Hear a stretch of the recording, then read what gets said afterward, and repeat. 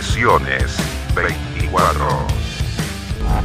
¿Qué tal? ¿Cómo están? Muy bienvenidos. Comenzamos otra edición aquí de Sesiones 24. Hoy con un gran invitado. Está con nosotros don Fernando Viergo. Fernando, gracias por estar acá. Después de muchísimos intentos, finalmente te tenemos sentado aquí en Sesiones 24 para hablar de tu carrera, de tus canciones, para hablar de tantas cosas. Pero lo primero que te quería preguntar, Fernando, ¿en qué estado estás hoy por hoy?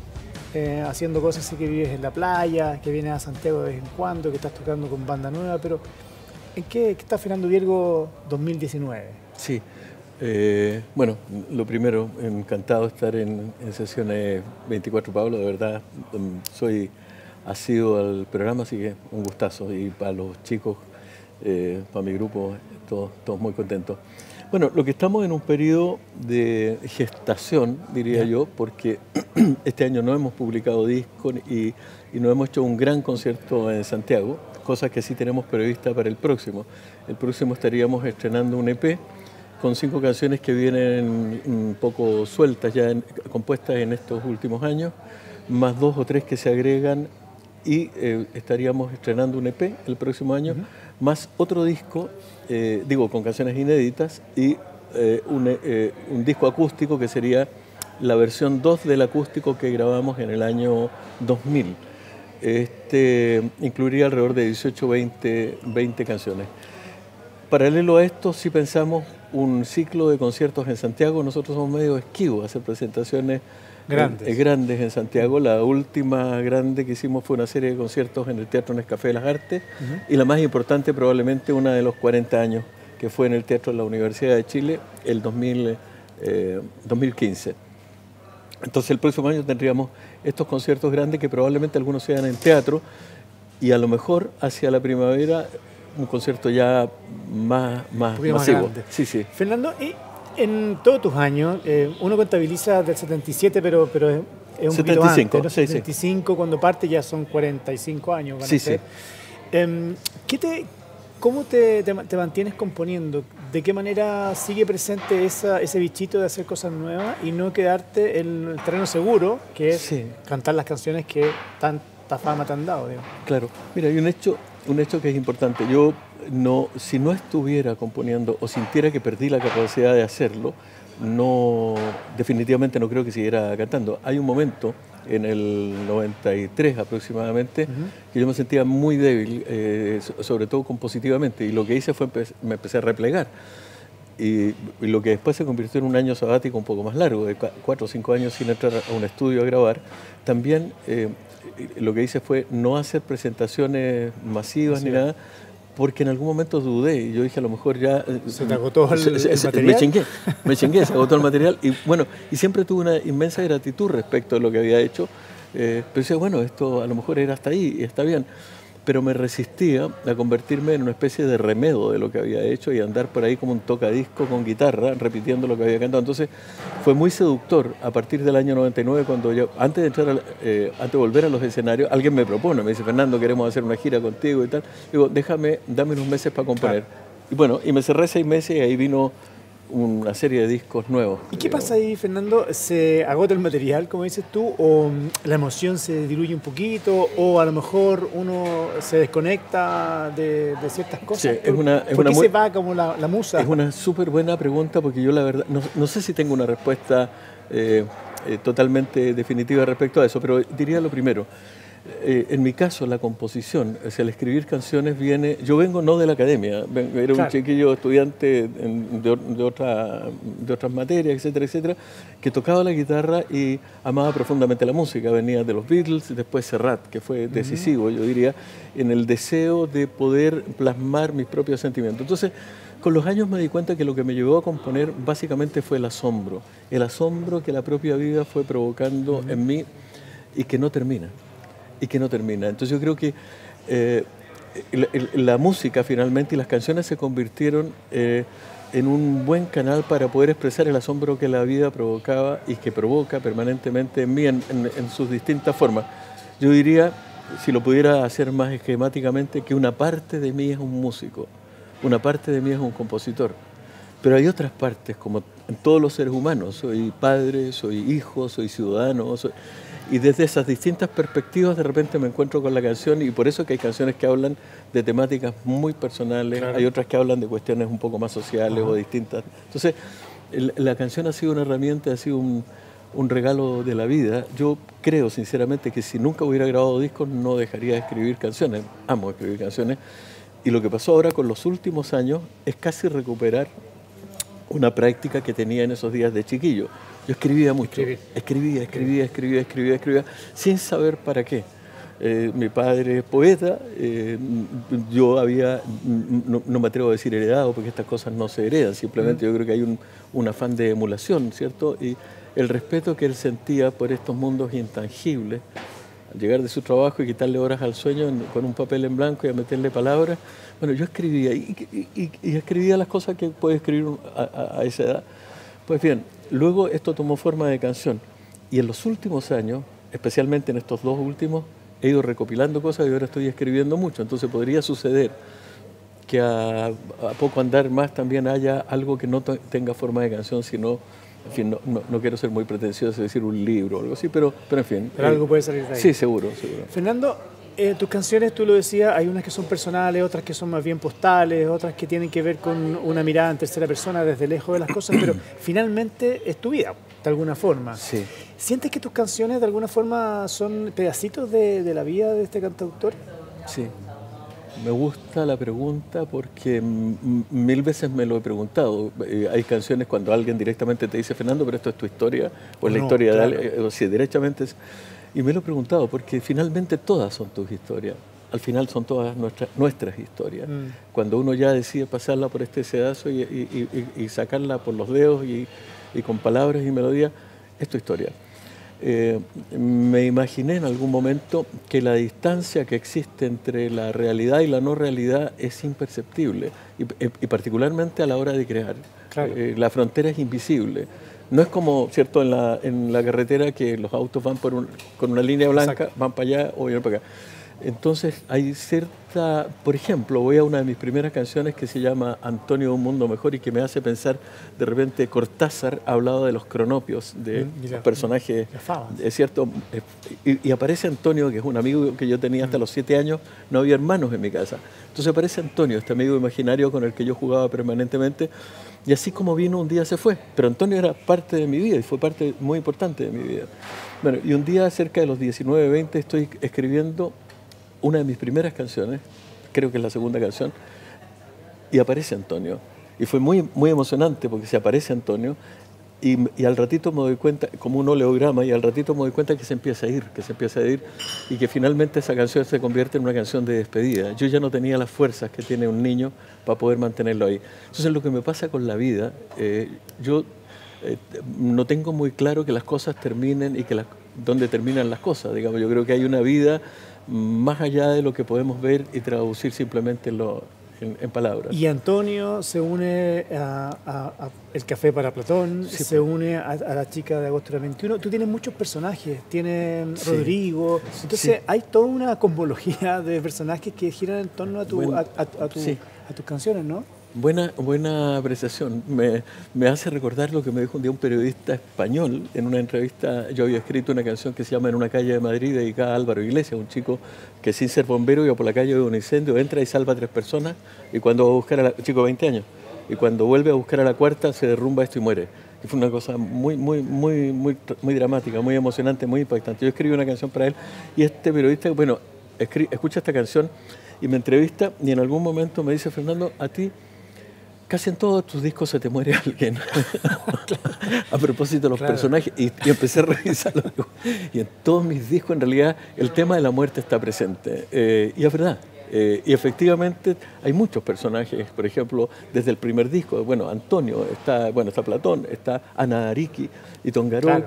Hay muchos personajes. Entonces yo creo que hay algo también novelesco en mi relato y insisto con esto, que no, por ejemplo en el caso de Narí, que es una cosa mágica, yo la primera voy a la isla de Pascua y se acerca a gente y me dice, Fernando, qué bueno que volviste, era mi primera vez en la isla, yo cuando escribo a Narí que nunca estuve en la isla, y me abraza Fernando, y viene otro y me dice, Fernando, pues aquí estuvimos juntos y tocaste la guitarra y tal, Entonces yo decía, me está confundiendo. Bueno, yo cuando salí de ahí, salí convencido que estuve y que hay ciertas cosas que uno no se puede explicar definitivamente. Y me gusta que una parte de mí, cuando se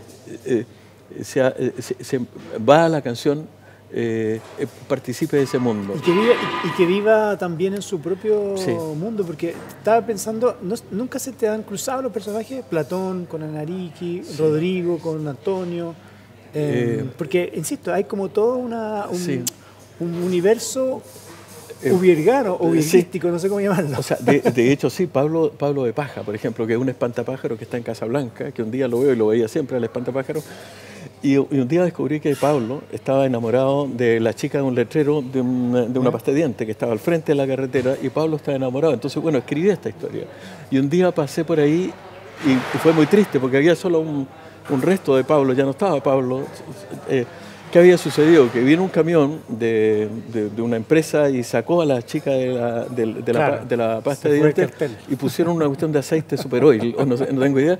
Bueno, Pablo seguramente no pudo soportar esta tristeza y vino un viento que le voló el sombrero y finalmente, bueno, lo escribí en una canción que se llama Pablo de Paja. Efectivamente, partes de estos personajes están en mi propia vida, como hay personajes como estoy pensando en Candado, mi perro. Claro. O sea, se entremezclan los personajes que vienen de este mundo de carne y hueso con otro, y la verdad que ahí la frontera, me encanta sentirlo así. Mucho de lo que escribo ahora, que no es canción, va por esas áreas, por esas aguas. Fernando, vamos a invitarte al estudio de Jarro Café para escuchar una canción, la primera de esta edición de hoy, El Sueño, ¿no? Sí. Vamos a escuchar, cuéntame un poquito de qué va esa canción. Sí, cómo no. El Sueño es una canción que compongo a años 86, 87. Siempre amé esa canción. No me gustó cómo quedó grabada. Tenía... en fin, no quedé contento y la dejé de tocar. La hemos recuperado y la estamos tocando nuevamente. Es una canción que expresaba yo creo que una cierta angustia que no podía traducirla de otra forma. Era un miedo ancestral y ahí está. Ahí está, entonces la vamos a escuchar junto a Fernando Viergo y su banda. Comienza aquí la música en Sesiones 24.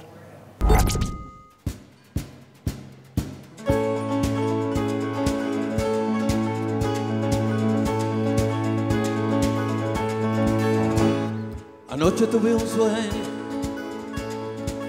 interminable. Soñaba que la tierra ya no era azul y había un monstruo feo con boca grande comiéndose en el cielo la cruz del sur. Y tuve tanto miedo por mi guitarra y tuve tanto miedo por mi canción.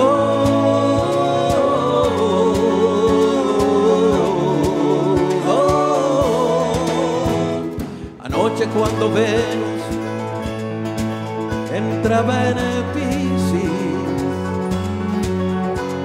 llegó el apocalipsis a mi rincón. Se sentó a mi mesa a preguntarme con su voz de trueno quién lo llamó. Y tuve tanto miedo por mi guitarra y tuve tanto miedo por mi canción.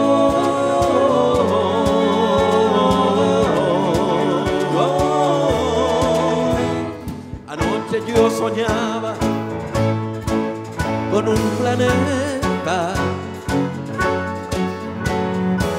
que lo disparaba con un cañón hacia lo imposible, hacia otra guerra, y un polvo de estrellas nubló mi voz. Y tuve tanto miedo por mi guitarra, y tuve tanto miedo por mi canción.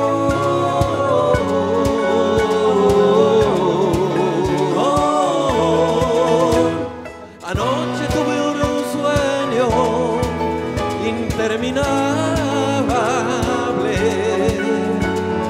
Anoche yo soñaba que soñé.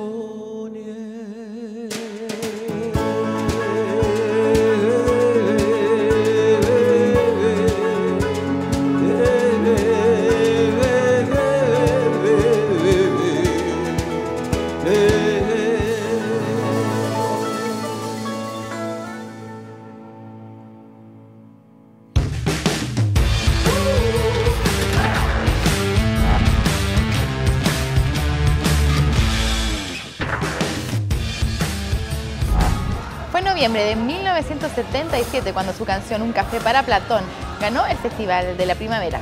En ese momento, tal como él mismo admite, su vida cambió para siempre. Fue el momento en el que decidió profesionalizarse en la música. En febrero del año siguiente, su canción El tiempo en las pastillas ganó la competencia internacional del Festival de Viña del Mar. Con eso logró grabar un disco homónimo que se vendió 150.000 copias. El tiempo en las pastillas se ha confirmado como una de las canciones icónicas de su carrera. En 2008 fue escogida para ser el tema principal de la serie de los 80. El productor del film le ofreció a Fernando que fuera parte del proyecto, pero que quería que un grupo más joven interpretara el tema. Fue así que este accedió siempre y cuando se respetara la letra y música de la canción.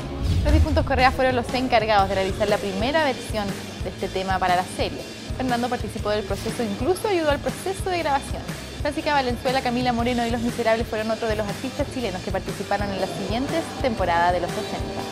Otra canción que ha marcado la carrera de Fernando Ubiergo es Cuando agosto era 21. 40 años antes de la aprobación del aborto en 3 causales en nuestro país, el cantautor chileno escribió una canción que habla de la interrupción de un embarazo. Este tema causó polémica en su época, ya que fue difundido en las radios locales y también censurado. Incluso una persona envió una carta a la segunda para prohibir la difusión de esta canción. Soy Melissa Ramírez y esto es Sesiones 24. Seguimos en Sesiones 24, recién escuchábamos a Fernando Ubiergo y su banda con El Sueño y seguimos conversando en esta edición. Fernando, yo te quería llevar a un viaje en reversa, 41 años para atrás, 78, Festival de Viña. ¿Qué te pasa cuando ves esas imágenes? ¿Las ves recurrentemente? ¿Fotografías? ¿Tienes alguna Tengo. de Por supuesto, tu propio museo en tu casa? Sí, no es curioso, pero no sé si es curioso, pero decir, en mi casa, cuando alguien fue a mi casa antes, lo podrá dar testimonio, no parece que uno llega a la casa de un músico, yo no tengo puesto gaviotas, bueno, está el piano ahí a la vista en el living, pero no tengo las gaviotas y todas las otras cosas por ahí, en fin, algunos premios con valor, otros con menos, porque están guardados en otro lugar. No hay un monumento al yo en ese sentido, porque es una casa de artistas. Mi mujer es artista, pinta, entonces hay más cuadros de la Paulina por la casa, que entonces yo siempre tuve un pudor muy grande respecto de llenar mi casa de esas cosas, entonces no. ¿Pero cómo te alimenta tu propia historia, Fernando? Porque... Bueno, he sido un poco ingrato y ahora recién, este año estoy haciendo una recopilación de un montón de cosas que en realidad si no se van a perder. Estamos recuperando cosas para digitalizar, etcétera, etcétera, un montón de información, hay mucha información. ¿Y esa historia de alguna forma te mantiene con las ganas de poder hacer cosas distintas, no quedarte en esa historia, sino que avanzar hacia otros lados? Porque me imagino que esos años tan fuertes de fama absoluta, de casi de la noche a la mañana, deben de alguna forma impactar mucho en un joven que no estaba acostumbrado a eso. Sí, fueron muy gravitas. Bueno, o sea, yo iba en el metro recién inaugurado, la noche anterior había ganado con el Café para Platón, pero por primera vez transmitía un festival que gané, lo transmití en la televisión. Los festivales anteriores volvía yo en un tourbús de donde fuera. Recuerdo uno que venía al Festival del Quisco y golpeaba la puerta y mi mamá abría y me decía, ¿cómo te fue? O sea, gané, mamá. No, claro, gané, mamá. Y mi mamá, bueno, porque no había... Entonces, cuando gano con el Café para Platón y venía en el metro, escucho que alguien dice, mira, oye, sencillo el cabro. Como que alguien le dice a otro y yo no resistí la curiosidad y miré para atrás para ver si era yo. O sea, estaban hablando de mí y como que empecé a sentir esa sensación. Y bueno, a 3 meses después estaba en una gira por 11 países de América, publicado en todos estos países. Con el vinilo más vendido de esos años. 150.000 copias. 150.000 copias. De hecho, después en mi periodo en España, que hago 3 álbumes, nunca alcanzo en un solo país una venta como esa, ni siquiera en países grandes como México y tal. Siempre fueron ventas, o sea, 60.000 aquí, 50.000, en fin. Pero también con el paso de los años yo me iba dando cuenta que lo mío no era definitivamente una cuestión masiva, que yo apuntaba más, que era cantante más de teatros, de pequeños lugares, que el tipo de canción así como más inmensa no era lo mío. Ahora, sí ocupo una herramienta de aquellos años que era un soporte muy importante, que eran los festivales de la canción, que era un trampolín. Entonces así fui. En esos años era ganar el Festival de Viña del Mar, Benidorm y la OTA Internacional, era ganar el gran slam de la música popular, los 3 festivales los más importantes de habla hispana. Y respondo en una frase solamente respecto de esto, ¿por qué no tengo, recién estoy haciendo una cuestión para recuperar material y que no se pierda, pero nunca tuve como un culto mucho, porque tengo la sensación, sinceramente, que lo que hacemos los artistas y también... tenemos que entendernos, tiene la misma dimensión que tiene la que tiene cualquier persona haciendo cualquier función.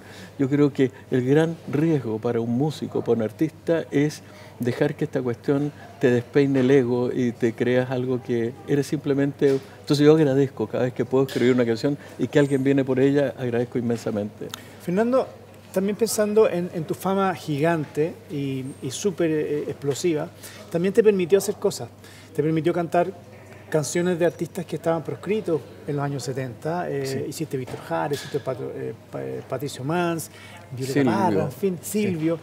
Te permitió también decir cosas pues, en una época donde los jóvenes, como tú, no tenían esa posibilidad. Claro, la verdad, Pablo, yo no, como cantautor, o sea, yo jamás, si yo no hubiera escrito canciones, pero en la vida me hubiera dedicado a cantar, nunca. De hecho, yo creo que me hice mejor, lo digo con modestia y con honestidad, yo creo que después de 15 o 20 años yo empecé a ser un mejor intérprete y hoy soy mucho mejor intérprete de mis canciones. Yo nací más como un compositor que se atrevió a cantar. Por tanto, nunca busqué ser un cantante y de modo que cuando pasa en el 79 que decido grabar, en el 78 grabo Patricio Mans, El cautivo de Tiltil, y en el 79 en un disco muy especial decido grabar Te recuerdo Amanda de Víctor Jara, La era está pariendo un corazón, la canción del elegido de Silvio, otra de Paco Ibáñez, en fin, y un par de canciones mías por ahí también.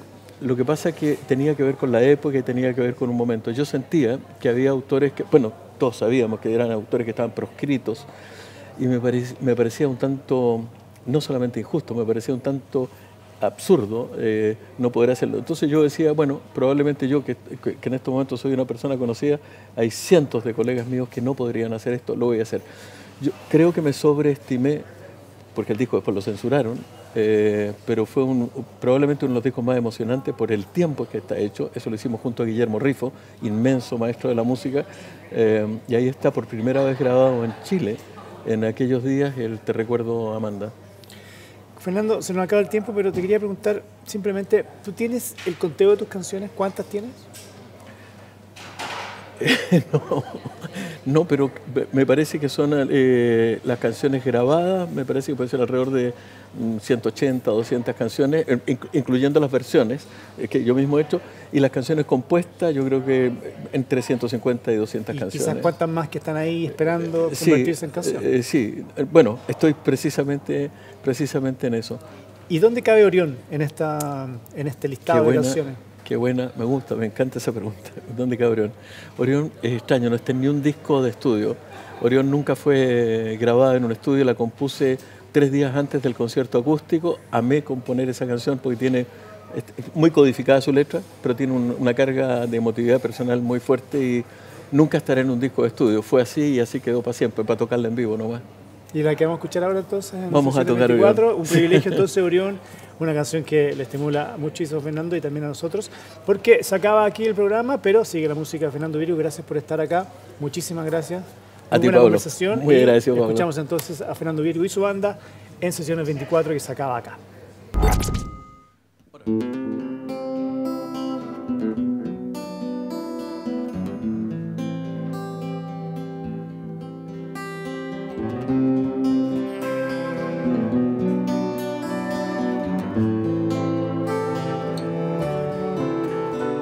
Cuando la luz de la televisión no alumbre ya y puedas ver el sol,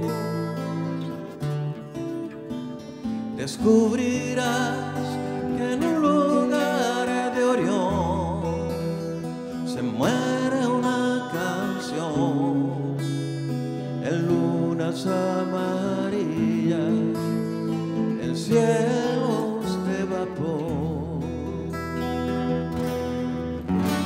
Vendrá sin dar una señal los que sellaron nuestra edad, y yo sentado en mi rincón encenderé un papel, apagaré el dolor.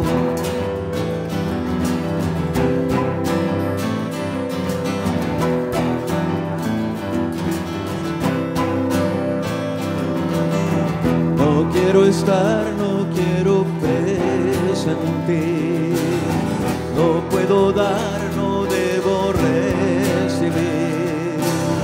Sé que hay un momento para no mirar atrás, pero ya no puedo, solo quiero olvidar. Soledad, mil estrellas caen en un vaso de cristal. Ya no tengo alas, ya no te puedo alcanzar. Siento tanto frío como quisiera descansar y olvidar.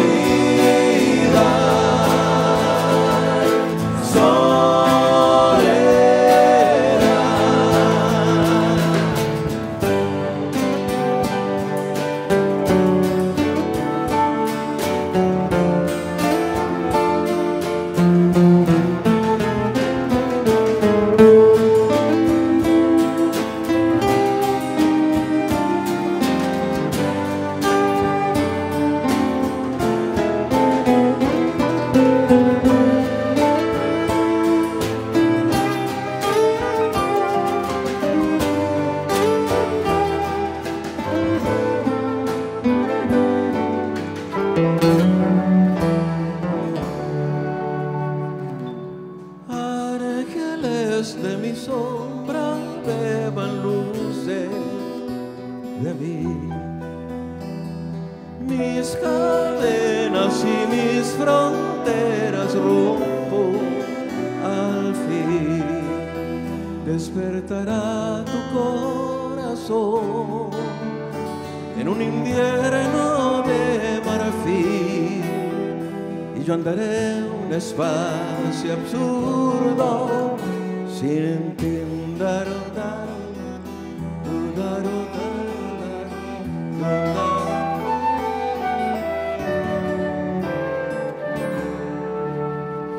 Tal vez te duela despertar